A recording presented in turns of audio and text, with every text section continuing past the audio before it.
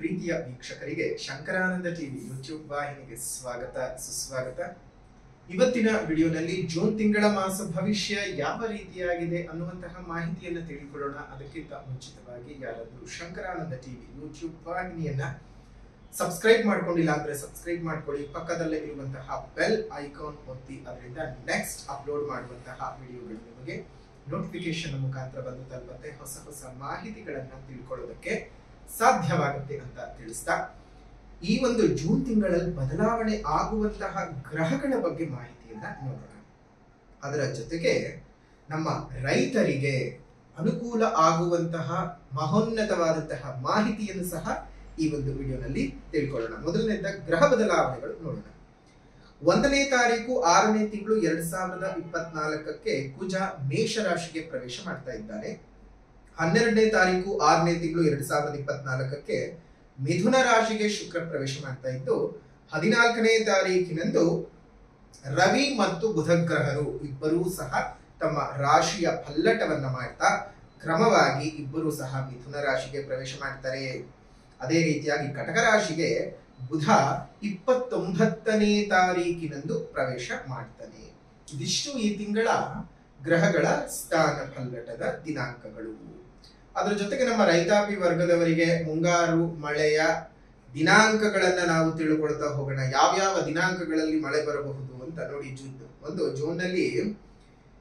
June ನಲ್ಲಿ 1ನೇ ತಾರೀಕಿನಿಂದ 7ನೇ ತಾರೀಕಿನವರೆಗೂ ರೋಹಿಣಿಯ ಮಳೆ ಇರುತ್ತೆ.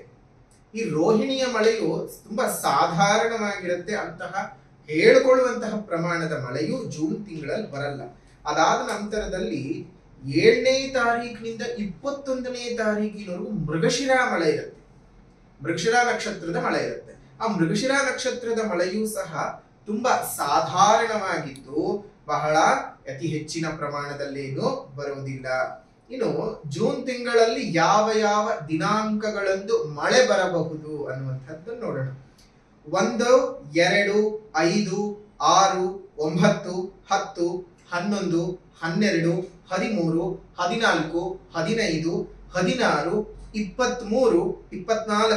23, 24, 25, 26, 27, 28, 29 ಈ ದಿನಾಂಕಗಳಂದು ನೀವು ಮಳೆಯನ್ನ ನಿರೀಕ್ಷೆ ಮಾಡಬಹುದು. ನೋಡಿ, ಮುಂಚೆನೆ ನಮ್ಗೆ ಯಾವ್ಯಾವ ದಿನಾಂಕಗಳಲ್ಲಿ ಮಳೆಯನ್ನ ನಾವು ನಿರೀಕ್ಷೆ ಮಾಡಬಹುದು ಅನ್ನೋದನ್ನ ಎಷ್ಟು ಚೆನ್ನಾಗಿ ನಮ್ಮ ಪೂರ್ವಿಕರು ಯಾವುದೇ ರೀತಿಯಾದಂತಹ ಇವಾಗಿನ ವೆದರ್ ಫೋರ್ಕಾಸ್ಟಿಂಗ್ ರಿಪೋರ್ಟ್ಸ್ ಗಳನ್ನ ಅವಾಗ್ಲೇನೆ ಒಳ್ಳೆ ರೀತಿಯಲ್ಲಿ ಸಿದ್ಧ ಮಾಡಿ ಇಟ್ಕೊಂಡಿದ್ರು. ಒಂದು ಪಂಚಾಂಗದ ಲೆಕ್ಕಾಚಾರದಲ್ಲಿ ಇದ್ರೆ ಅವರ ಬುದ್ಧಿವಂತಿಕೆಯನ್ನ ನಾವು ಗ್ರಹಿಸಿಕೊಳ್ಳಲೇಬೇಕಲ್ವಾ. ಈ ರೀತಿಯಾಗಿರ್ತಕ್ಕಂತಹ ವಿಶೇಷವಾದಂತಹ ಮಾಹಿತಿಯು ನಮ್ಮ ರೈತಾಪಿ ವರ್ಗದವರಿಗೆ ಅನುಕೂಲವಾಗುತ್ತೆ. ಅವರ ಉಳುಮೆಗಾಗಿರಬಹುದು, ಗೊಬ್ಬರ ಚೆಲ್ಕೊಳ್ಳೋದಕ್ಕಾಗಬಹುದು, ನಾಟಿ ಕೆಲಸಗಳಿಗಾಗಬಹುದು, ಇವೆಲ್ಲದಕ್ಕೂ ಸಹ ತುಂಬಾ ಅನುಕೂಲತೆಗಳು ಉಂಟಾಗುತ್ತೆ. ಈ ದಿನಾಂಕಗಳಲ್ಲಿ ಮಳೆ ಬಂದ ಸಂದರ್ಭದಲ್ಲಿ ನಿಮ್ಮ ಕೃಷಿ ಚಟುವಟಿಕೆಗಳನ್ನ ನೀವು ಮುಂದುವರಿಸ್ತಾ ಹೋಗಿ. ನಿಮ್ಮೆಲ್ಲರಿಗೂ ಸಹ ಶುಭವಾಗಲಿ. ಅದೇ ರೀತಿಯಾಗಿ ಈ ಒಂದು ಗ್ರಹಗಳ ಬದಲಾವಣೆ ಸ್ಥಿತಿಯಿಂದಾಗಿ ವೃಷಭ ರಾಶಿಯವರಿಗೆ ಯಾವ ರೀತಿಯಾಗಿರ್ತಕ್ಕಂತಹ ಫಲಿತಗಳನ್ನ ನಾವು ನೋಡಬಹುದು ಈ ಜೂನ್ ತಿಂಗಳಲ್ಲಿ ಅನ್ನೋದನ್ನ ನೋಡೋಣ. ನೋಡಿ, ಜನ್ಮಗುರು ನರೋದುಃಖಂ ಅಂತ ಹೇಳೋ ಹಾಗೆ ಜನ್ಮದಲ್ಲಿ ಗುರು ಬಂದಂತಹ ಸಂದರ್ಭದೊಳಗೆ ಬಹಳಷ್ಟು ಅನಾನುಕೂಲತೆಗಳನ್ನ ನಾವು ನೋಡಬೇಕಾಗ್ತದೆ. ಇಲ್ಲಿ ಒಂದು ರೀತಿ ದೇಹಕ್ಕೆ ನಿಮಗೆ ಅನಾರೋಗ್ಯ, ಆಯಾಸ, ಸಂಕಟಗಳು ಬರ್ತಾ ಹೋದರೂ ಸಹ ಮತ್ತೊಂದು ರೀತಿಯಲ್ಲಿ ನಿಮಗೆ ಕೆಲ ವಿಚಾರಗಳಲ್ಲಿ ಬಹಳ ಸಂತಸವನ್ನು ಸಹ ನೀವು ನೋಡಬಹುದು. ಅಂದ್ರೆ ಮೊದಲನೇದಾಗಿ ಸಂತೋಷ ಪಡಬಹುದಾದಂತಹ ವಿಚಾರಗಳನ್ನ ನೋಡೋಕ್ಕಿಂತ ಮುಂಚಿತವಾಗಿ ಕಷ್ಟ ಏನು ಅಂತ ತಿಳ್ಕೊಳ್ಳೋಣ. ಯಾಕೆ ಅಂದ್ರೆ ಸುಖ ತಿಳ್ಕೊಂಡು ಕಷ್ಟ ತಿಳ್ಕೊಂಡ ಸಂದರ್ಭದಲ್ಲಿ ಸುಖ ಮರ್ತು ಹೋಗ್ತೀರಿ, ಬರೀ ಕಷ್ಟ ಮಾತ್ರ ನೆನಪಿರ್ತದೆ. ಅನಾರೋಗ್ಯಗಳು ಉಂಟಾಗ್ತಕ್ಕಂಥದ್ದು, ತಲೆಬೇನೆ, ತಲೆಶೂಲಿಗಳು ಉಂಟಾಗ್ತಕ್ಕಂಥದ್ದು, ಕುತ್ತಿಗೆ ನೋವುಗಳು, ಭುಜಗಳು, ಜಾಯಿಂಟ್ ಪೇನ್ಸ್ಗಳು ಇದ್ರೆ ಜಾಸ್ತಿ ಆಗ್ತಕ್ಕಂತಹ ಸಂದರ್ಭಗಳು ಜಾಸ್ತಿ ಇದ್ದಾವೆ. ವೃಷಭ ರಾಶಿಯವರಿಗೆ ಅಜೀರ್ಣತೆ ಕಾಡುತ್ತೆ. ಸರಿಯಾಗಿರ್ತಕ್ಕಂತಹ ಆಹಾರ ಪದ್ಧತಿಯನ್ನ ರೂಢಿಸ್ಕೊಳ್ಳಿ. ಸ್ವಲ್ಪ ಈ ಹಣ ನಷ್ಟ ಮಾಡ್ಕೊಳ್ತಕ್ಕಂತಹ ವಿಚಾರಗಳು ಇದ್ದಾವೆ. ಯಾರನ್ನಾದ್ರೂ ನಂಬಿ ದುಡ್ಡು ಕೊಟ್ರೆ ಅವರು ವಾಪಸ್ ಕೊಡದೇ ಇರತಕ್ಕಂತಹ ವಿಚಾರಗಳು ಇರುತ್ತವೆ. ಸ್ವಲ್ಪ ಜಾಗೃತಿಯಾಗಿ ಇರುವುದು ಉಂಟು. ಅದನ್ನೆಲ್ಲ ನೀವು ನೋಡ್ಕೋಬೇಕಾಗತ್ತೆ. ಬಂಧು ಮಿತ್ರರಿಂದ ಒಂದಿಷ್ಟು ತೊಂದರೆ ದಾಪತ್ರೆಗಳನ್ನ ನೋಡ್ತಕ್ಕಂತಹ ಒಂದು ತಿಂಗಳಾಗಿರುತ್ತೆ. ತುಂಬಾ ಹುಷಾರಾಗಿ ಕೆಲಸ ಕಾರ್ಯಗಳಲ್ಲಿ ಮೇಲಧಿಕಾರಿಗಳಿಂದ ಒಂದಿಷ್ಟು ಕಿರುಕುಳಗಳು ಅತಿ ಹೆಚ್ಚಿಗೆ ಆಗ್ತದೆ. ಹುಷಾರಾಗಿರ್ಬೇಕು. ಅನಿರೀಕ್ಷಿತವಾಗಿ ಈ ಉದರ ಸಂಬಂಧಪಟ್ಟಂತಹ ಕಾಯಿಲೆಗಳು, ನಾನು ಆಗ್ಲೇ ಹೇಳಿದ ಹಾಗೆ ಈ ಹೊಟ್ಟೆಗೆ ಸಂಬಂಧ ಅಜೀರ್ಣತೆ ಉಂಟಾದ ಸಂದರ್ಭದಲ್ಲಿ ಅಥವಾ ಒಂದು ಸರಿಯಾಗಿ ಜೀರ್ಣ ಆಗದೇ ಇದ್ದಂತ ಸಂದರ್ಭದಲ್ಲಿ ಮಲ ವಿಸರ್ಜನೆಗೆ ಕಷ್ಟವಾಗ್ತಕ್ಕಂಥದ್ದು, ಪೈಲ್ಸ್ ಆಗಿರ್ಲಿ, ಫಿಸ್ತುಲಾ, ಫಿಶರ್ ಕಾಯಿಲೆಗಳಿದ್ದಂತ ಸಂದರ್ಭದಲ್ಲಿ ಅಧಿಕವಾಗ್ತಕ್ಕಂಥದ್ದು, ಅಥವಾ ಅದಕ್ಕೆ ಸಂಬಂಧಪಟ್ಟಂತಹ ಕಾಯಿಲೆಗಳು ಬರ್ತಕ್ಕಂಥದ್ದು, ಹೊಟ್ಟೆ ನೋವು, ರೇಚನ, ಇವೆಲ್ಲ ಸ್ವಲ್ಪ ಜಾಸ್ತಿ ಆಗ್ತಕ್ಕಂಥದ್ದು ಇದೆ. ತುಂಬಾನೇ ಹುಷಾರಾಗಿ ಇರಬೇಕು, ಜಾಗೃತಿಯಾಗಿ ಆರೋಗ್ಯವನ್ನು ನೋಡ್ಕೊಳ್ಬೇಕಾಗ್ತದೆ. ಇದು ಕಹಿ ವಿಚಾರಗಳು ಆಯ್ತು. ಸಿಹಿ ವಿಚಾರಗಳು ಏನಪ್ಪಾ ಅಂತಂದ್ರೆ, ನೋಡಿ, ಗುರು ನಿಮಗೆ 7, 9, 5ನೇ ಮನೆಯ ಮೇಲೆ ದೃಷ್ಟಿಯನ್ನು ಕೊಡ್ತಾ ಇದ್ದಾರೆ. ಸಂತಾನದ ನಿರೀಕ್ಷೆಯಲ್ಲಿ ಇರ್ತಕ್ಕಂತಹ ದಂಪತಿಗಳಿಗೆ ಮತ್ತು ನಿಮ್ಮ ಮಕ್ಕಳ ವಿಚಾರಗಳಲ್ಲಿ ನೀವು ಬಹಳಷ್ಟು ಸಂತಸಮಯವಾಗಿರ್ತಕ್ಕಂತಹ ವಿಚಾರಗಳನ್ನ ಕೇಳತಕ್ಕಂತಹ ತಿಂಗಳಾಗಿರುತ್ತೆ. ಮಕ್ಕಳ ವಿಚಾರದಲ್ಲಿ ಬಹಳಷ್ಟು ಅಭಿವೃದ್ಧಿಯನ್ನು ನೋಡ್ತೀರಿ.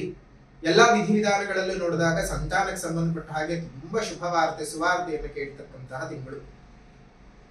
ತುಂಬಾ ವರ್ಷಗಳಿಂದ ಮಕ್ಕಳಿಲ್ಲ ಅಂತ ಒದ್ದಾಡ್ತಾ ಇರ್ತಕ್ಕಂತಹ ದಂಪತಿಗಳಿಗೂ ಸಹ ಮಕ್ಕಳಾಗ್ತಕ್ಕಂತಹ ಒಂದು ಸಂದರ್ಭಗಳು ಈ ತಿಂಗಳಲ್ಲಿ ಒಂದು ಮಕ್ಕಳ ಆಗುವಂತಹ ಸೂಚನೆಗಳನ್ನ ಕೊಡ್ತಕ್ಕಂತಹ, ಗರ್ಭ ನಿಂತ್ಕೊಳ್ಳೋದಾಗ್ಲಿ ಆ ರೀತಿಯಾದಂಥದ್ದು ಇರುತ್ತೆ. ಜೊತೆಗೆ ಏನಾದ್ರು ಡೇಟ್ಗಳೇನಾದ್ರೂ ಇದ್ರು, ಅಂದ್ರೆ ಡೆಲಿವರಿ ದಿನಾಂಕಗಳೇನಾದ್ರೂ ಇದ್ರು ಸಹ ನಿಮ್ಗೆ ಒಳ್ಳೆ ರೀತಿಯಾಗಿರ್ತಕ್ಕಂತಹ ಮಕ್ಕಳು ಹುಟ್ಟತಕ್ಕಂತಹ ತಿಂಗಳು ಆಗಿರುತ್ತೆ ಜೂನ್ ತಿಂಗಳು. ಇನ್ನು 7ನೇ ಮನೆ ಮೇಲೆ ದೃಷ್ಟಿ ಬೇರೆ ಬಂದಿದೆ ಗುರುವಿನದ್ದು, ಅಂದ್ರೆ ಅತ್ಯುತ್ತಮವಾಗಿರ್ತಕ್ಕಂತಹ ದಾಂಪತ್ಯದ ವಿಚಾರಗಳಲ್ಲಿ ಅನುಕೂಲತೆಗಳು, ವೈವಾಹಿಕ ಜೀವನದಲ್ಲಿ ಏನೇ ತೊಂದರೆ ತಾಪತ್ರೆಗಳಿದ್ರು ಅವೆಲ್ಲವೂ ನಿವಾರಣೆ ಆಗ್ತಕ್ಕಂತಹದ್ದು. ತಾಪತ್ರೆಗಳು ಅಷ್ಟೊಂದು ಯಥೇಚ್ಛವಾಗಿ ಬರಲಾರದು. ನಿಮ್ಮ ಜೀವನದಲ್ಲಿ ಒಂದು ಒಳ್ಳೆ ರೀತಿಯಾಗಿರ್ತಕ್ಕಂತಹ ಸಂಗಾತಿಯ ಯೋಗ ನಿಮ್ಗೆ ಸಿಗ್ತಕ್ಕಂತಹ ಒಂದು ಶುಭವಾಗಿರ್ತಕ್ಕಂತಹ ಮಾಸವಾಗಿರುತ್ತೆ.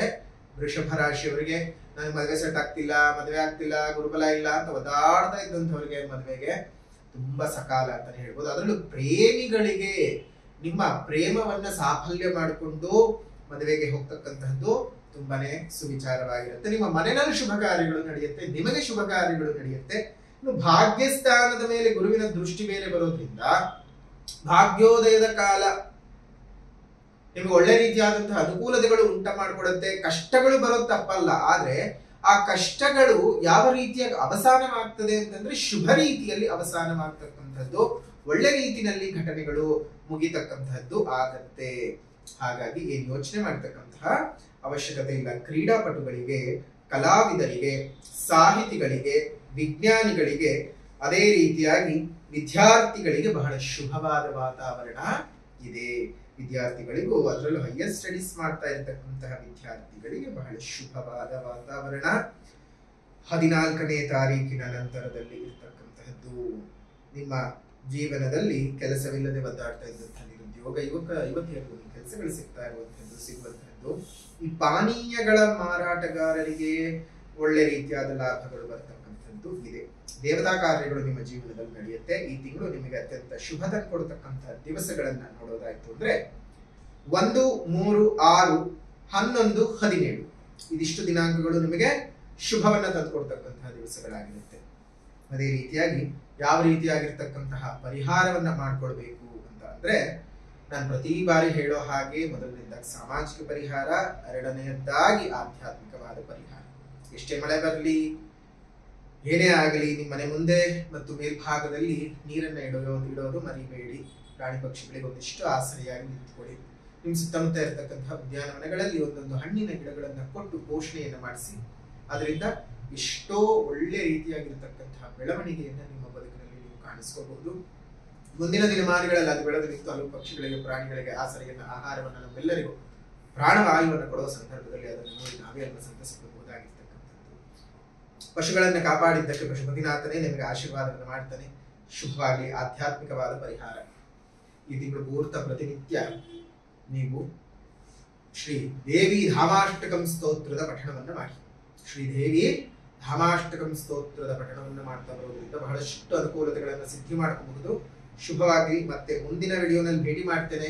ಅಲ್ಲಿವರೆಗೂ ನಮಸ್ಕಾರ. ಈ ತಿಂಗಳಲ್ಲಿ ಇನ್ನೊಂದು ಬಹಳ ವಿಶೇಷವಾಗಿರ್ತಕ್ಕಂತಹದ್ದು ಹಲವು ವಿಶೇಷತೆಗಳನ್ನ ನಾವು ನೋಡಬಹುದು. ಆ ವಿಶೇಷತೆಗಳನ್ನೆಲ್ಲ ಮುಂದಿನ ವಿಡಿಯೋಗಳಲ್ಲಿ ತಿಳ್ಕೊಳ್ತಾ ಹೋಗೋಣ. ನಮ್ಮೆಲ್ಲರಿಗೂ ಸಹ ಶುಭವಾಗಲಿ, ಮಂಗಳವಾಗಲಿ. ವಿಡಿಯೋ ಇಷ್ಟ ಆಗಿದ್ರೆ ಲೈಕ್ ಮಾಡಿ, ಶೇರ್ ಮಾಡಿ, ಕಮೆಂಟ್ ಮಾಡಿ. ಮತ್ತೆ ಮುಂದಿನ ವಿಡಿಯೋನಲ್ಲಿ ಭೇಟಿ ಮಾಡ್ತೀನಿ. ನಮಸ್ಕಾರ. ಲೋಕಾ ಸಮಸ್ತ ಸುಖಿನೋ ಭವಂತು, ಸಕಲ ಸನ್ಮಂಗಳಾನಿ ಭವಂತು, ಸರ್ವೇ ಜನಾಃ ಸುಖಿನೋ ಭವಂತು, ಸಮಸ್ತ ಸನ್ಮಂಗಳಾನಿ ಭವಂತು.